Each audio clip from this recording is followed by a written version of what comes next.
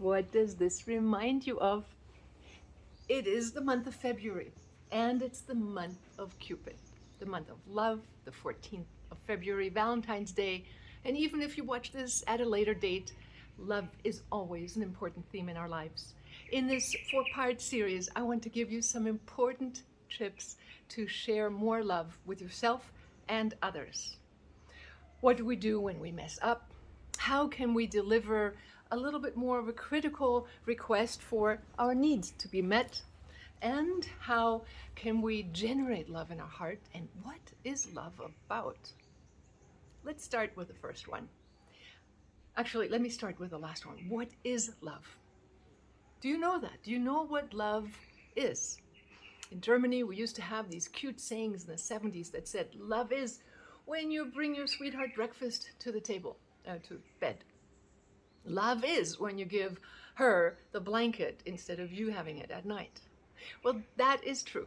Love expresses itself in deeds, actions, words, and that's how it oftentimes comes across to the other person in a tangible way.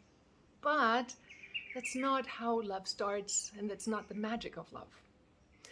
The magic of love can start long before we even physically meet. It is when our souls touch. It is almost as if the heavens create love first, and then it expresses itself in this dimension.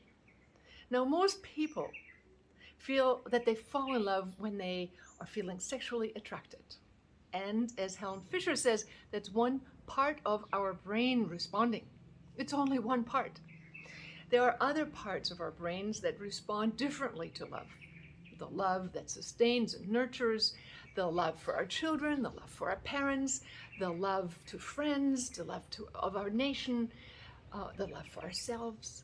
And all of them have in common that in the moment of when we feel that, whatever it is, even with our dog or cat, a sense of touching in. And for some, it's this much touching in. For some moments, it's this much. And in romantic love, it is complete and full on merging. Now, some people merge just physically. And a lot of women, especially, but also men, at times are left with this feeling of, that was it. Hello, is there somebody home? Love is not just about fitting parts together. So, how do we do this magical thing of merging our soul? Something you can do long distance, something you can even do anticipating your beloved into reality. You tune into parts of you that is, as the quantum physicist would call it, the wave function of yourself. The auric field and beyond. We have multiple dimensions of ourselves. We consist of pure consciousness, of emotion, of energy, of electrical vibration, and of physical matter.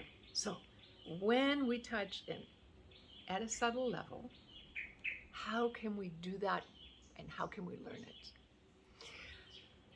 One way you can start is by looking at what happens when you look at children, at babies. If you look in their eyes, they look at you and they're wide open, not shielded, not expecting to get hurt yet.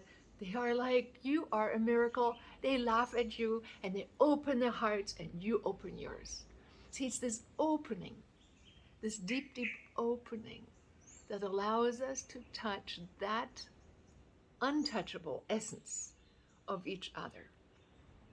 The something that shines through our hearts and through our eyes as the portal to our soul.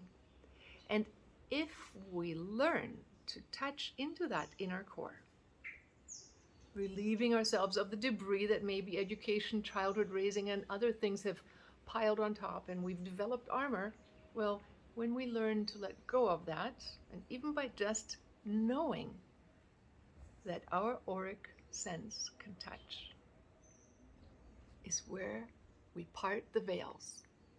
And for a moment, intense presence with each other allows the other one to see our hearts and our soul. And if you just, even in microseconds in your work, open up and look at the miracle of life, the creator force that is looking back at you, you will see that microsecond rewards you with love, and you allow yourself to be seen, and the other one allows themselves to be seen. And if you manage to look someone you would like your beloved at home for 90 seconds into their eyes every single day, just try it out and share either silence or the availability of your soul presence, you will be able to discover more love and intimacy. Now, we do know that sharing secrets is one way of developing friendships. It's a little trick in a toolbox of people who go, I bare my soul, but we usually do it naturally. When we feel a certain degree of harmony and resonance, of similarity of kind, we tend to feel safe to share our heart's secrets. So sharing secrets is one way of building love. But all too often in a relationship, people build the wall by protecting the little secrets that are inadmissible. True?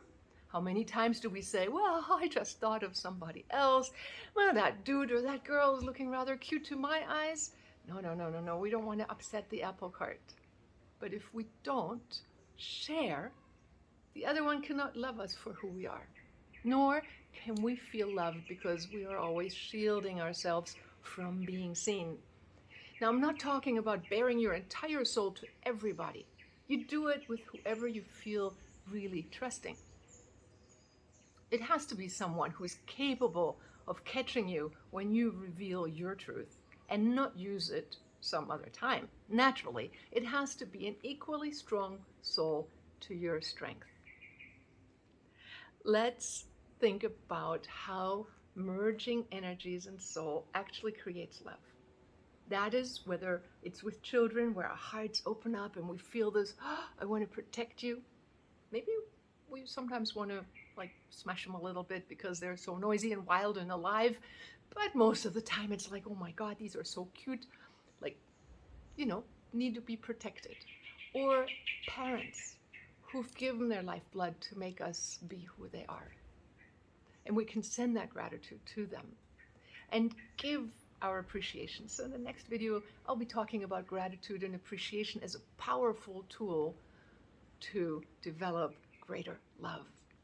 So for now, let's remember, sharing your heart, even if in silence, you merge something ephemeral, something untouchable, something etheric, and you sense the other person and give your sensation into the presence.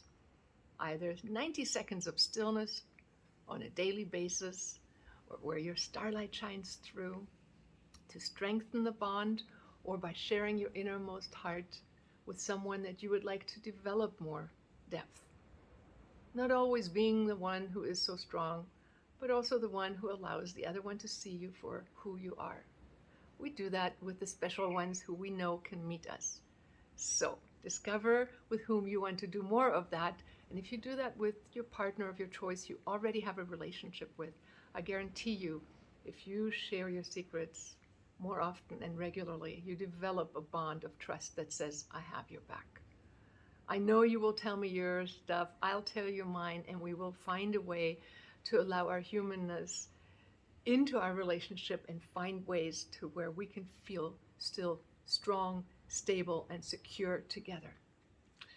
I'll catch you in the next video talking about gratitude and appreciation as tools of bonding, depth of love. Namaste.